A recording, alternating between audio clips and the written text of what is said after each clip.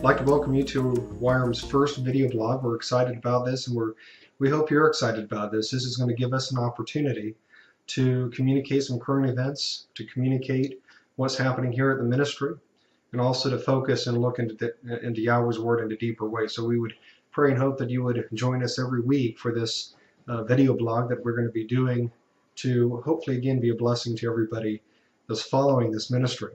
First thing I'd like to do today is to talk about the Feast of Tabernacles. We had a very wonderful feast. It was a great time. We had lots of people there, and I believe that it was a blessing for everybody in attendance. We had some great messages. We had some wonderful activities. And for those who were not able to come, we would encourage you to make provision next year to ensure that you can come and join us for this very special time. Matter of fact, I want to talk about this very, very quickly here. The scriptures speaks about a second tithe. Deuteronomy chapter 14, it commands that we save another 10%, an additional 10%, so that we have adequate funding for the feast. Now, this tithe is not wholly to Yahweh, it is for us, but it is to ensure that we have adequate funding, that we have the money to attend Yahweh's feast days. And that's an important thing because we know that Yahweh's feast days are a requirement within His Word. So we would encourage you to make provision and make plans to join us next year if you were unable to join us this year. And for those who were able to join us this year, please come and return and be part of this very special time. Next year, we're going to be in El Dorado Springs, Missouri. This is at Camp Galilee. It's a wonderful camp, and we would encourage again for you to make plans and join us for this very special time. Also, I'd like to invite you to an upcoming seminar. This is in Chicago, Illinois. It is located at the Chicago Marriott Oak Brook. Very easy hotel to get to. So we're going to have Elder Alan Mansing and also Elder Hector Costello from Shalom Assembly of Yahweh there. Both very dynamic, both phenomenal ministers, phenomenal men. We would encourage you to join us on this very special night. I believe that you're going to be very blessed if you're there and part of this event.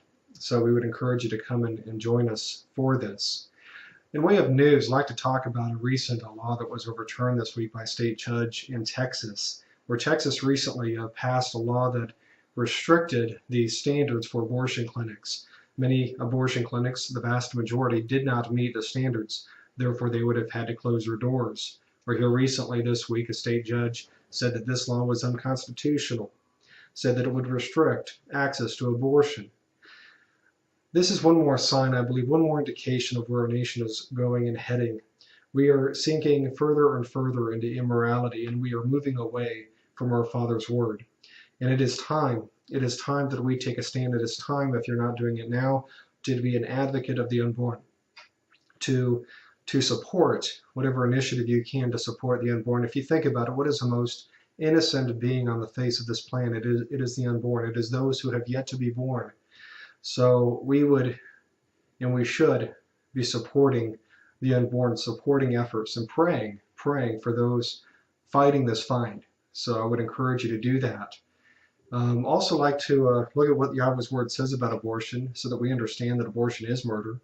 You know, Yahweh's Word shows that life begins in the womb. We find many examples of this. I'd like to just look at two, and there's more than this, but first one is in Jeremiah chapter 1.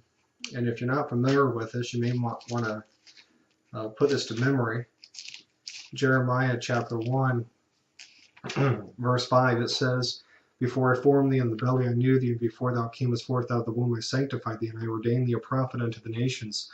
So we find here that Jeremiah was literally, he was appointed. Number one, he was known, but he was appointed, he was sanctified as a prophet before he was born. So he was sanctified as a prophet while yet in his mother's womb. Now, if being sanctified or set apart as a prophet does not validate that life begins in the womb, I'm not sure what would. Now, the other example, which is just as important, is the example we find in Luke chapter 1. And we see in verse 15, this is speaking about John the Baptist. This is, "For he shall be great at sight of Yahweh, and he shall drink neither wine nor strong drink, and he shall be filled with the Holy Spirit, even from his mother's womb." So we find there that John the Baptist, that he was filled with the Holy Spirit while yet in his mother's womb. Very important example. And again, the fact that he was filled with the Holy Spirit from his mother's womb shows that life does begin in the womb. We know since 1973, and Roe versus Wade and that court case, we've had over 50 million abortions in this nation. And now that pales in compared to some of the nations like China that also continues to act upon abortions. California, the population, there's 38 million. So we have had, for every man, woman, and child in the state of California, plus 12 million more, we've had an aborted baby. That sort of gives you a perspective of how many abortions we have. And you know, the reasons for abortions simply don't hold up. Less than 1% is for rape and medical reasons. The vast majority of abortions are for convenience. For example, according to a Guttmacher Institute survey, 74% of women had an abortion because they said it would dramatically change their life, that baby. Well, that's not a reason to extinguish a human life. So again, I would pray that you would support and that you would be an advocate for this cause. Now, before I go, I'd like to just one more time invite you to our seminar in Chicago. If you're interested, if you have some questions, please feel free to call the ministry. That number here is 573-896-1000. Again, that is 573-896-1000. I pray that this video log has been a blessing to you. We're going to continue doing this, so we would pray that you would continue to watch and be part of this. Until then, may Yahweh bless you. Bye-bye.